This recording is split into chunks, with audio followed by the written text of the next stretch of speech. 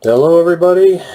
As promised, my next video isn't as depressing as the last one. To those new to the channel, I'm a 35-year-old man on the autism spectrum, well, soon to be 36 as of the 19th of this month, and today I thought I'd talk about autism life transitions. In other words, changes in life circumstances from one phase of life to another, or for those of you familiar with the anime world, the transition from one story arc to another.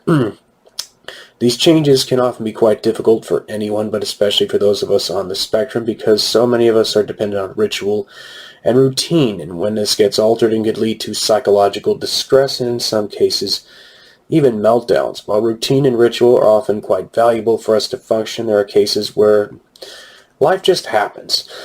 Sometimes this change is positive, sometimes it's negative, some cases can be, a bit of a mix of both. Change to some degree is inevitable, and we often need help dealing with that. Now, when I was a child, even minor changes would be upsetting to me. Something as simple as missing an episode of my favorite show would in some cases be enough to cause a meltdown. Now, even today as an adult, certain unexpected changes can be quite difficult for me to deal with. I deal with these sorts of things all the time working in the retail business. I tended to get to work 10 to 15 minutes or more early, and one of the first things I would do is I would check the schedule to see how much help we have that day, because that often determines how much I would be in the check stands that day, how much I'd be in the back, and helped to determine if I needed to let anyone out for break or lunch. Of course, since I was placed in charge of dairy department a few months ago, for the most part, I no longer have to worry about that, but I do engage in other methods of planning and preparation that I will mention later. If someone was supposed to come in but was running more than 10 minutes late, as regard to the check stands, I would call a manager and sometimes ask if the person called in sick. Now, I did this because knowing what to expect, even if the news I get would sometimes be bad, at least helped me to know what to expect. It gave me a sort of psychological comfort in knowing that I had, to that degree, knowledge I'd have some control over my circumstances. But there were certain events obviously you can't foresee. One thing I didn't see was the COVID panic starting. March 13th of 2020, as indeed was one of the most horrific and terrifying days of my entire life.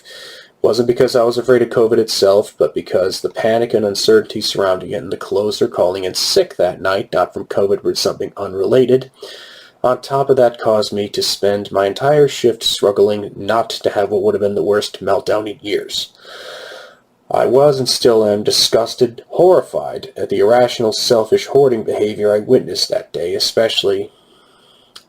I came home that night thanking God I was scheduled to be on vacation the following week, but also feeling a sense of terror and dread I can't even begin to fathom as I struggled to process and comprehend what had happened around me.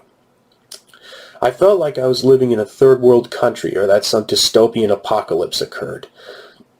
As the initial shock wore off and the panic buying slowed down, my mental state thankfully got better, but I'm still struggling with this. One thing I've learned in life is that overcoming hardship will often make you more resilient and better able to cope with further hardship. Those that know me know I've come a long way and have been through a lot over the years, and much of the reason why I got through it is because I had positive influences in my life to help me adjust to the changes that happened around me. My life as a retail employee and part-time college student is very different than when I was first diagnosed with autism at age 2. This was 1988, when even most doctors knew very little about autism. This was only a few short decades after the height of the popularity of Dr. Bruno Bettelheim, who was very well known for being a proponent of refrigerator mother theory, which is a debunked hypothesis which stipulates that autism was caused by cold, uncaring, and neglectful mothers, which is thankfully a line of thinking my parents did not buy into. Much of my early childhood was spent transitioning from the kid who exhibited various stereotypical behaviors and had frequent meltdowns to the socially awkward kid who was just starting to make friends and was gradually being included in mainstream classrooms with some support, of course. And most of my teenage years were spent dealing with severe depression and anger and aggression issues. Some of it stemming from my grandmother's unexpected death at 63. if I remember correctly, which is even younger than my mother is currently. Some of it from the bullying and harassment I dealt with throughout middle school and high school. Some of it being from being increasingly aware of political events and not liking what I was seeing, and some of it from the struggles of dealing with puberty. I gotta do a video on that at some point, but I haven't figured out how to tackle that one yet. My teenage years weren't all bad, though. Academically speaking, I was doing better than ever, as I took several honors and AP classes and passed most of them relatively easily, though I'll admit I did struggle with math. Most of my teachers had a positive influence on my life, especially my U.S. history teacher, and my interactions with him did influence my later decision to be a history major. And I developed some very close friendships with the members of my high school jazz band, as one of their piano players. Performing at all those concerts was certainly a lot of fun. After high school came my introduction to the adult world. I didn't have my driver's license yet, but did, with some help, learn how to use the public transit system, which, to be honest, where I live isn't the greatest, but it did serve its purpose to get me to where I needed to go. Got a job through a day program at this vending machine company called Take a Break, scrubbing coffee pots, which, while it was tedious and boring, did give me some much-needed work experience. I did, of course, have prior work experience working at my dad's Italian restaurant. Working for someone else is very different than working for family, though. Through the same program, and also take some trips to the mall. I wasn't interested in this program for long, maybe a year at most, as I began to attend a local community college part-time, and for a few years later was hired at the same grocery store I still work at to this day, and have worked at for over 14 years as of me recording this video. Now, I did well at said community college at first. My grades did start to go down the toilet after a while, and I did drop out a few years later due to various life circumstances. My dad going to kidney failure for the second time in his life. The first time was when I was 10. He ended up getting, my mom gave him his first kidney. Of course, he unfortunately wasn't able to get one the next time around, and he did pass away in 2012. And during this time also, I had work-related knee injuries and difficulties of adjusting to balancing both work and school. I'll admit it was partially my fault as I began to neglect my studies. So my 20s, I was focused on my job, and I did very well at it. I got promoted in less than a year and developed a positive reputation.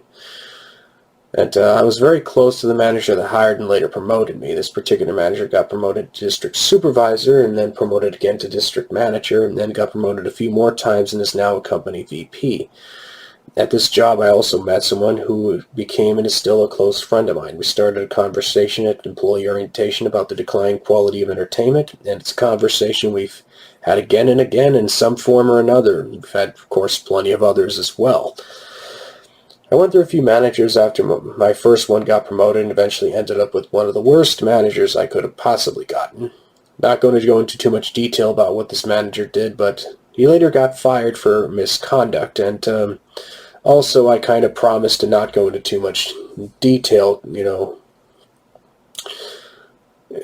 I remember when I first spoke to someone from corporate in the office about this manager, and the investigation file was thick enough to put most novels to shame.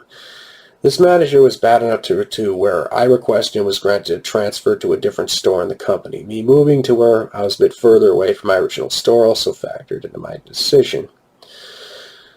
The manager at the store was a lot like my original one. He himself had a nephew on the autism spectrum, was quite understanding. It was a store that was short-staffed at the time, which sometimes resulted in longer work weeks than I was used to, but I adjusted fairly well. Things were much more difficult in 2012. Of course, as I mentioned, my father passed away that year from kidney failure. I had some disagreements with the company policy change that got me suspended and almost fired.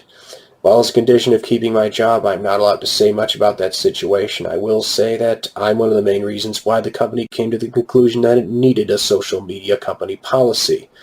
And while I felt and still feel that I was morally in the right, they are unfortunately in the right, legally speaking. So just be careful what you say online. Part of me felt and still feels to this day that I betrayed my own principles by taking the YouTube videos criticizing this policy down, but another part of me feels that it wasn't the best time or manner of expressing my concern or discontent. Both conflicting sides of me, however, did agree that it was best that I make my escape plan, and an important part of said escape plan was to go back to school. Re-enrolled in that same community college I dropped out of, and while progress was slow, only took a small number of classes at a time. In 2019, I got my AA degree in history and transferred to Cal State San Marcos, where I'm currently a year or so away from getting my history BA. 2012 was, again, one of the worst years of my life, and the following 4 years weren't pleasant either, but as I dealt with an abusive closing manager and store managers that were neglectful, incompetent, abusive, or all three.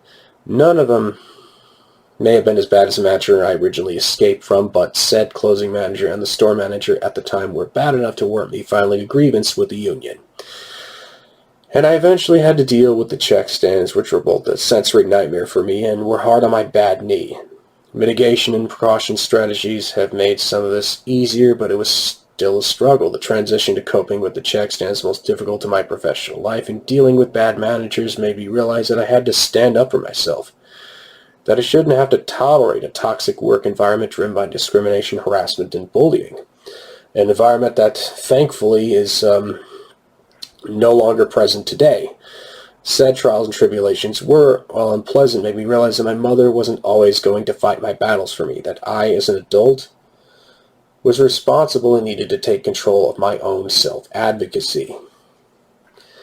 Said closing manager was transferred to another store, and said store manager was demoted and transferred to another store, last I heard, and there's some rumors that he may have retired at this point, and the next store manager I dealt with wasn't very good either, but was still an improvement. She was transferred to another store a few years later, and I got my current store manager, who's the best one I've had since my original.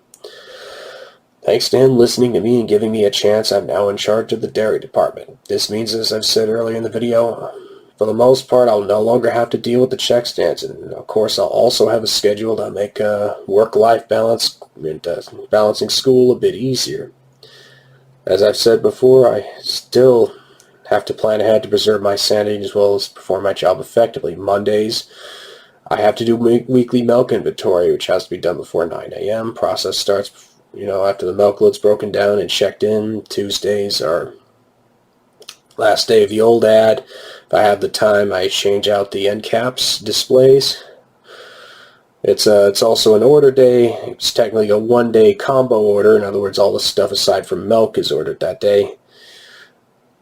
But I usually treat it as a 2-day order instead, so I don't have to order as much, the next day for Thursday. And this is all because Friday is a 3-day milk load, which is a real pain in the butt to get in the cooler, by the way. But late loads as well as supply chain issues are certainly a problem at my store. Oftentimes not getting certain items in for weeks on end. So, of course, that's something you can't entirely plan for. Of course, I try to mitigate that a bit by, ordering some alternative items to sort of dummy up certain holes that are the same price point. So, but that brings me to currently. As I've said earlier in the video, I'm close to completing my history BA. My original plan was that I'd become a history professor, which meant I would, at bare minimum, need to get a master's degree and probably need to get a PhD to be competitive in my field. And I still might go back and do that a bit later. And I had no problem taking these steps, but my refusal to take certain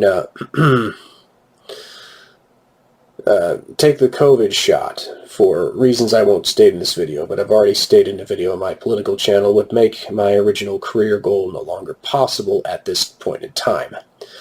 While the current mandate at Cal State San Marcos allows for religious and medical exemptions, even if I was to get through my entire postgraduate studies without taking that's the you-know-what, either because, I would still be at an insurmountable competitive disadvantage. It is very difficult to break into academia. It's even more difficult to, especially to get tenure and really advance that way. So, my current career goal is to become a lawyer. I've become inspired to become a lawyer thanks in part to lawyer Nick Recada's videos and live streams about legal issues. My original legal education plan was to go through the law office study program, which is only an option in a small number of states, with my state, California, being one of them, but I've decided that perhaps part-time online law school will be the best option for me. As a professor, I would have been subject to the policies and whims of whatever institution I worked at. But as a lawyer, I'd have the option to be my own employer by opening my own law practice. I'm considering becoming licensed to practice in more than one jurisdiction, like another lawyer I follow named Robert Barnes, just in case. After I get my BA, I'm going to take a semester or so off so I can study for the LSAT test, and said study may include LSAT prep courses if I feel I need it, but just when you think I have everything figured out, something else comes up, and that something is I'm in the process of running for California State Senate. You heard right, this is not an official announcement. There's still some paperwork and other steps I need to do, but just yesterday I took that first step and mailed out a 501 candidate intention form, which is the first step to becoming an official candidate in the state of California. My state senator, Patricia Bates, of District 36, is retiring due to term limits, and that seat will be up for election this year. While this may seem like a drastic decision, some proposed mandates in the state Senate and Assembly, which if passed may not only cause me to lose my job, but may indeed prompt me to flee California, the state I've called my home for my entire life. I plan to run as a Ron Paul-style libertarian-leaning Republican. The main plank on my platform will be unapologetically anti-lockdown and anti-mandate. But I will also strongly emphasize lowering taxes and spending and implementing controlled burns to reduce wildfires and school choice, just to name a few issues. There are, of course, many logistical matters I haven't figured out about running yet. One of the most important ones is funding.